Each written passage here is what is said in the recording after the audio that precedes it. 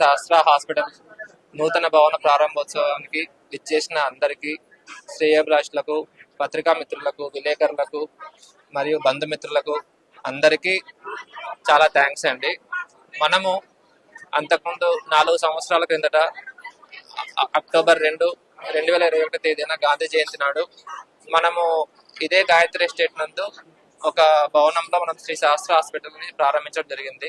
ఈ గత 4 సంవత్సరాల కాలంలో మనము కార్పొరేట్ హాస్పిటళ్లకు ధీటుగా చాలా కార్పొరేట్ హాస్పిటల్లో చేసేటువంటి క్లిష్టమైన ఆపరేషన్లు కానీ, దగ్గర దగ్గర ఆర్థోపెడిక్ డిపార్ట్మెంట్ కానీ, న్యూరో సర్జరీ డిపార్ట్మెంట్ కానీ, plastic surgery, gynaecology, general surgery, ఇలా అన్ని డిపార్ట్మెంట్ సంబంధించి అక్కడ ఏ ఏ క్లిష్టమైన ఆపరేషన్లు చేయగలుగుతున్నారో వారికి కన్నా కొద్దిగా తక్కువ ఖర్చుతో పేషెంట్లకు మెరుగైన వైద్యం అందిస్తూ ఈ 4 సంవత్సరాలు మేము అక్కడ శ్రీ శాస్త్ర హాస్పిటల్ కొనసాగించడం జరిగింది.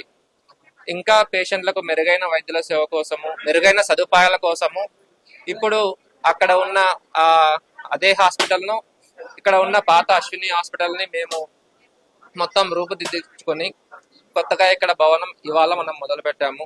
ఇదంతా పేషెంట్లు మరియు మిగతా ఆర్ఎంపీ డాక్టర్లు, మిగతా సర్జన్లు, కన్సల్టెంట్లు, విలేకరులు, మిగతా అందరి సహకారంతోనే ఇది జరగడం జరిగింది. అందరికీ ధన్యవాదాలు. ఇంతవరకు నేను మాట్లాడుతున్నాను. నా పేరు డాక్టర్ రాజేష్ అండి, ఎంఎస్ ఆర్థోపెడిషియన్.